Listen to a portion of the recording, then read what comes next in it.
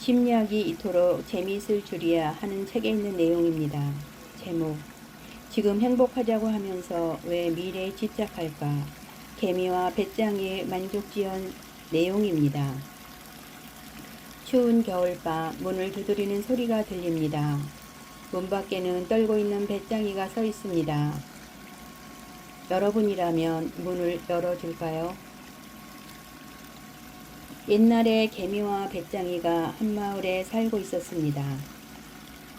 어느 무더운 여름날 개미는 열심히 곡식을 모으고 배짱이는 나무 그늘 밑에서 기타를 치며 노래를 부르고 있었어요.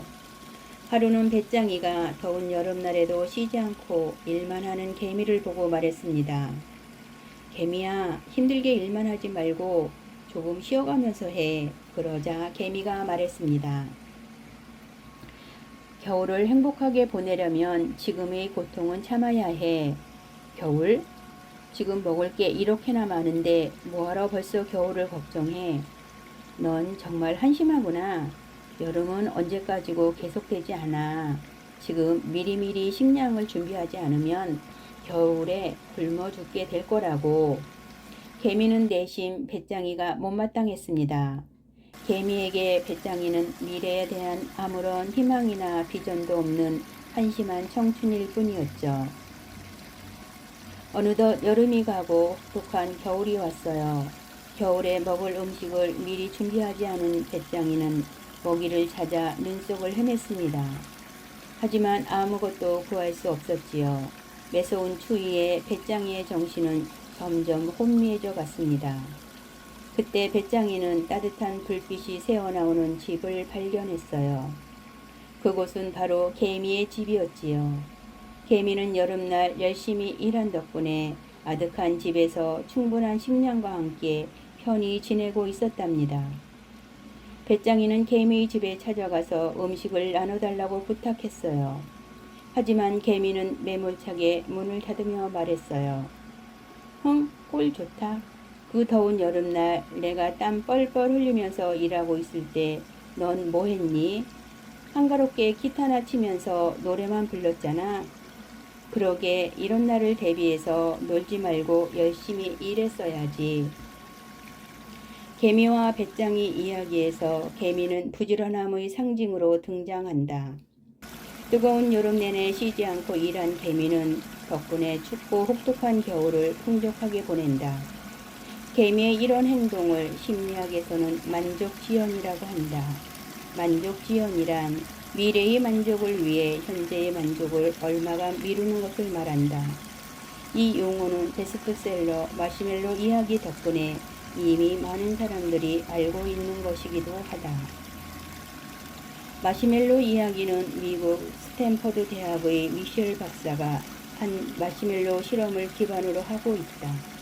이 실험 내용은 이렇다. 미셸은 4세에서 6세 아이들을 한 명씩 방으로 데리고 갔다.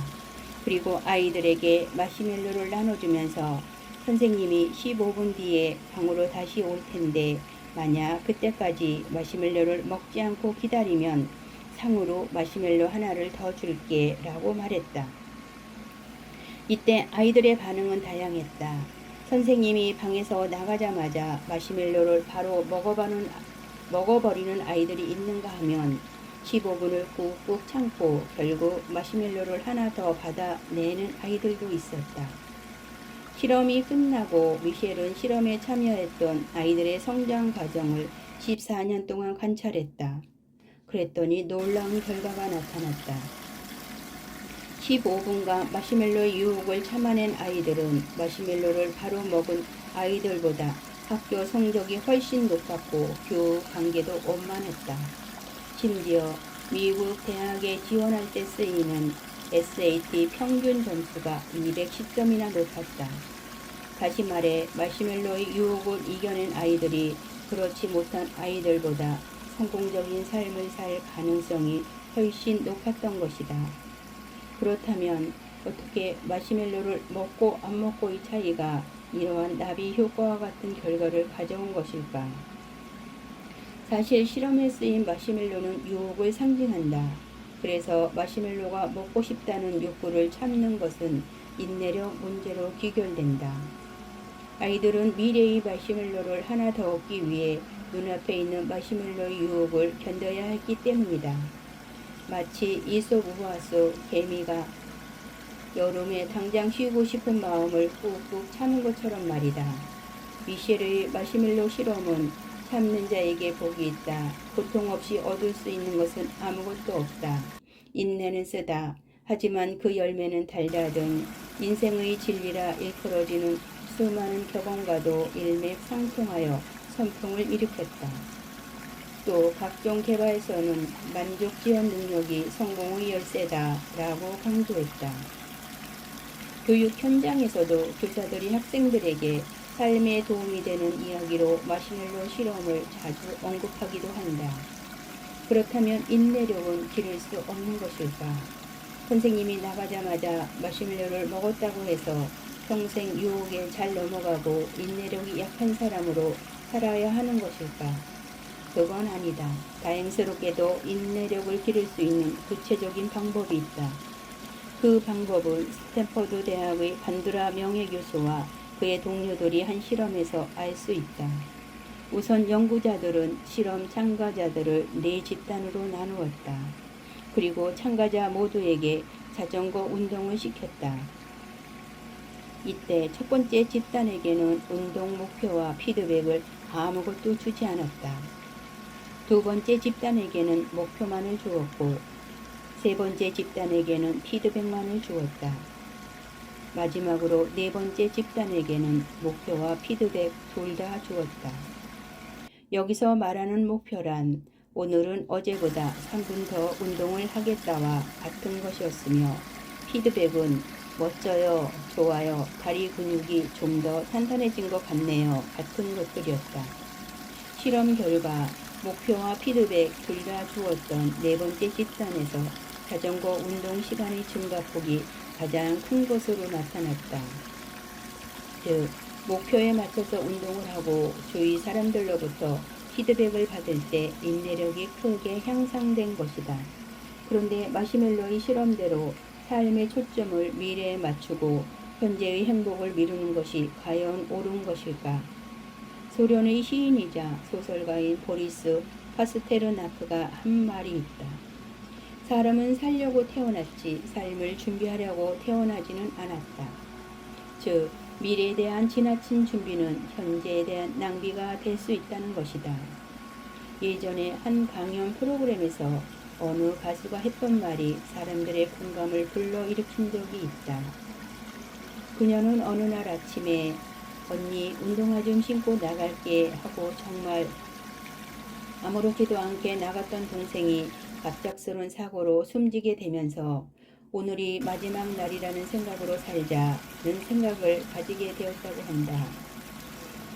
다음은 그 가수가 사람들에게 했던 말이다. 늙어서 잘 살려고 오늘 먹고 싶은 아이스 아메리카노를 참지 마세요.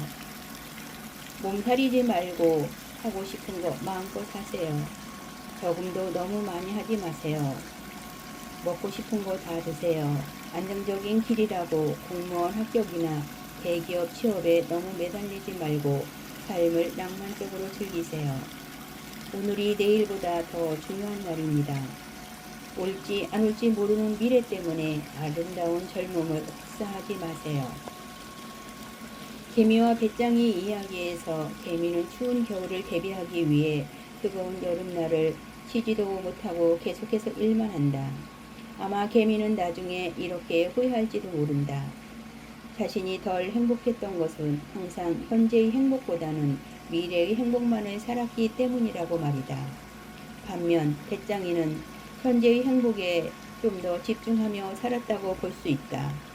비록 추운 겨울날 먹을 것을 찾아 헤매는 신세가 되었지만 대신 자신이 하고 싶은 것을 마음껏 즐기며 찬란한 여름날을 보냈기 때문이다. 인생에 정답은 없다. 가령 모사 아사리드는 사막별 여행자라는 책에서 20대가 벌써 50대 이후의 삶을 걱정할 필요는 없다 라며 현재의 행복을 강조했다. 그런데 리처드 탈라와 캐스 선스타인은 멋지라는 책에서 당신은 은퇴 후의 삶을 준비하고 있는가? 아니라면 당장 책을 덮고 서둘러라 라고 말하며 미래의 행복에 주안점을 두었다. 정답을 모르겠다면 궁극적으로 자신의 행복이 어디에 있는지 매 순간 자각하려고 노력해야 할 것이다. 자신의 행복이 현재에 있는지 미래에 있는지 말이다. 그런 의미에서 이소부와 개미와 배짱이의 결말을 이렇게 바꿔보면 어떨까? 배짱이는 개미의 집에 찾아가서 음식을 달라고 부탁했어요. 하지만 개미는 매몰차게 문을 닫으며 말했어요. 꼴 좋다. 그 더운 여름날 내가 땀 뻘뻘 흘리면서 일하고 있을 때 넌 뭐 했니? 한가롭게 기타나 치면서 노래만 불렀잖아. 그러게 이런 날을 대비해서 놀지 말고 열심히 일했어야지. 개미에게 문전박대를 당한 배짱이는 추위와 배고픔 그리고 서러움까지 겹쳐서 눈물이 났습니다. 이러다가는 정말 길거리에서 쓰러져서 죽을 것 같았지요. 배짱이는 지금 죽기 전 생의 마지막 순간이라 생각하며 온 힘을 다해 기타를 튕기고 노래를 했답니다. 그리고 나서 기력이 다한 배짱이는 쓰러지고 말았어요. 그런데 이때 개미의 집 문이 스르르 열렸습니다. 마지막이라고 생각한 배짱이의 노래가 너무 구슬퍼서 개미의 심금을 울린 거예요. 개미는 서둘러 배짱이를 자신의 집으로 들였어요. 이내 기운을 차린 배짱이에게 개미 아내가 말했습니다. 배짱이님, 당신은 진정한 음악가예요. 여름에도 당신의 음악을 들으면서 숲속의 곤충들이 일하다가 힘을 낼 수 있었죠. 이건 아무나 할 수 없는 특별한 일입니다. 이 추운 겨울 동안 우리 집에 머물면서 아름다운 음악을 계속 들려주실 수 있나요? 뜻밖의 제안에 배짱이는 너무 기뻤습니다.